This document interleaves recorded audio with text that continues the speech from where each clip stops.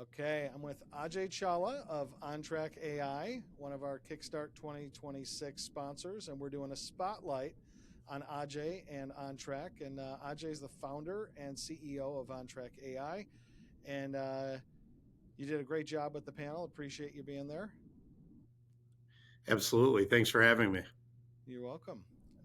I know your focus is AI and automation that shows up inside real business processes, things that actually make measurable results, driving efficiency, driving decision making, driving growth. So um, everybody loved listening to you. I know there was people on the edge of their seats going, okay, what's next? What's next? So let's give them a little takeaway here in case they didn't write a note or anything like that, um, around kind of the engage, equip, empower. So let me ask you some questions, and let's see what you got for the folks. Okay. Great. Okay. So, just in plain English, when a CEO says we need AI, what are they really asking for? That would be, if I could explain that in plain English, that would be great. I don't think they know what they're looking for. Usually, what happens is either the board pressure from the board comes down that, hey, we're not doing anything with AI, or they hear about it. Most CEOs are looking for how they can gain market share or improve efficiency using AI.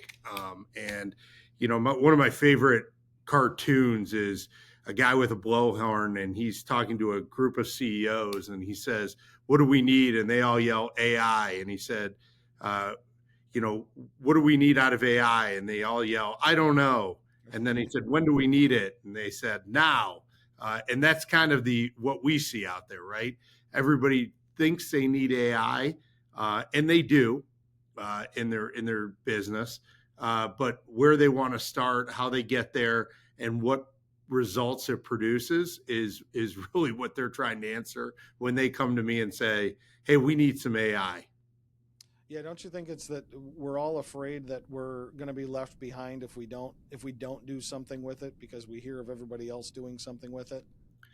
Yeah, and you should be. You know, uh, not trying to be an alarmist here, but it is something that you need to figure out how to put into your business and use actively as you go forward. Because the companies who do figure it out and are using it or are going to use it are going to be a step ahead. Sure. Is there a myth that you wish companies, especially in the middle market, that those leaders would drop? That they're just it's a fictitious thing maybe in their head that to be different. Yeah, the number one thing is it's too expensive. We can't afford to get into AI. Generally, they associate any technology with expensive, right? Mm. And there are ways you can get into it to start and kind of ramp up that aren't as expensive that we can talk about. Number two is really that you have to have all of this data to start doing AI or automation, and both are wrong. It really comes down to a mindset.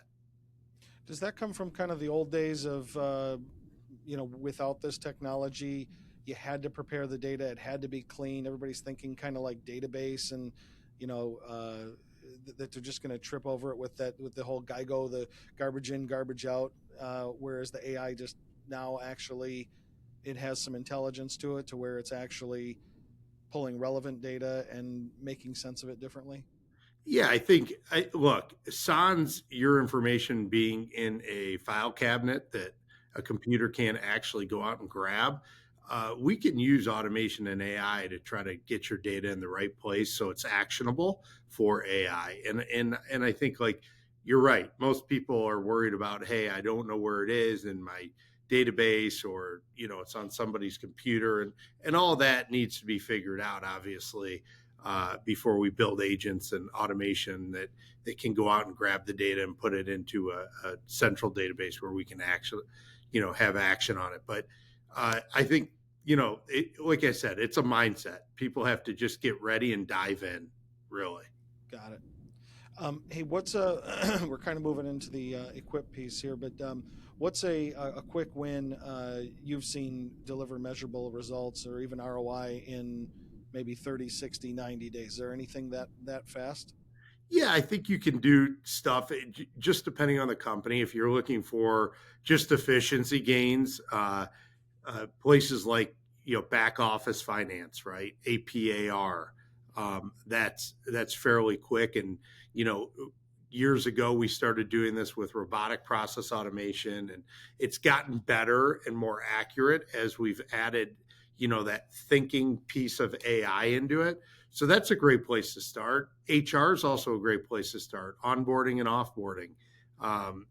All of these things can now be automated, and now that we're instituting AI, there's a lot of thinking that can be done, so it's less manual. Obviously, in like all AI right now, there's going to be some sort of human in the loop, where you do want to check things, and we can put checks and balances along the way if you want that. But I think those are two places that you could start for quick wins. Maybe for manufacturers, it's taking a look at inventory or warranty management. Those are great places to start, and those really have hard dollar ROI, results to them. Got it. And then in these initiatives, where do most AI initiatives stall, and what's the simplest fix on that? Most AI initiatives stall before they start. It's that, like we talked at the beginning, it's that mindset, right? Like, where do we start?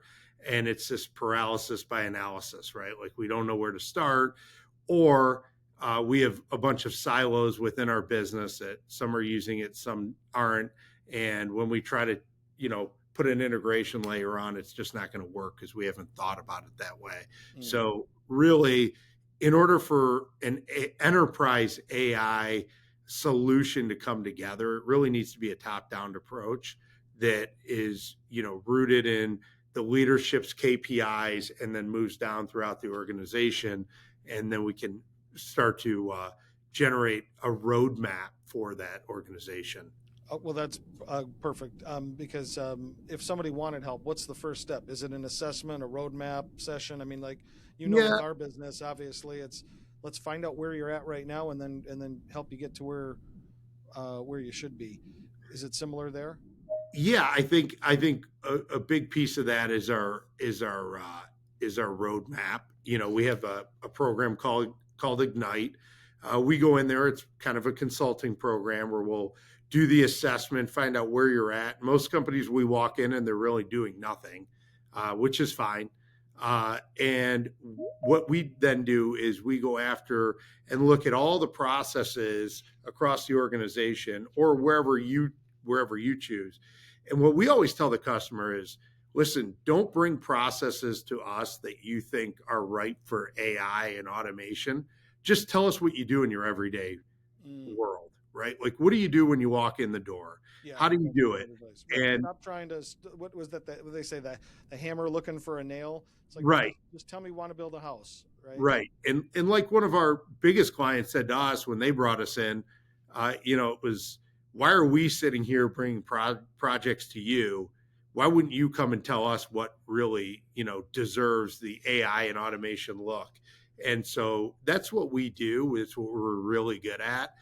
And then obviously we're different than most consulting firms because we actually do the implementation. We don't just bring the Mm. problem to bear, right? We actually Got it. sit down, define a roadmap, and then implement the processes. I once said actually more than once said to a consultant, you've got me on one side of the Grand Canyon, and you're pointing over to the other side and telling me that's where you need to be, but you're not giving me the tools to get there. And so that's great that you kind of walk them down the down the side of the mountain, back up the other side to get to the other side there. So um, as you heard, this is real life. Obviously, we're shooting these from our computer here, and you Yep. got some Teams meetings dinging in. I got some Teams meetings dinging in. Yeah, I So apologize for that. no, no, no, no, not at all. This is what it's all about. So let's bring it in for a landing and tell people what's the best way to reach you, and what would they say to you if they reach out to you? Sure. Our website's probably the best way to get a hold of us. You can get my number or email from Oxium. They have all my information if needed. uh, I think the best way to get started is to just get started, right? And dive in. It's not a easy process to do, but it's not hard. We'll come in and help you and guide you along the journey, however much guidance you want. And that's the great thing about OnTrac is we can do as little or as much as you need, and we work with companies that are very small to Fortune 10 companies. So Yeah. we're across the board, and we understand the business challenges. Well, and what I've seen with you guys too is that you've built out the team to actually deliver on this. So obviously, your market is moving fast. Um, business is good and business is busy, but you've added a lot of staff, a very qualified staff, if I should mention, to make sure that you're delivering appropriately. So great job in maintaining your own scalability there. Yeah, thanks, Matt. And we have a number of jobs out there on our website. So if you're looking, not not that I'll use this as a shameless plug to say we're hiring good people. We always are. We're growing fast, and we need more great people to work with us. Fantastic. All right. Well, thanks, Ajay. I know everybody appreciates you and what you're doing. So thank you very much. Great. Thank you, Matt.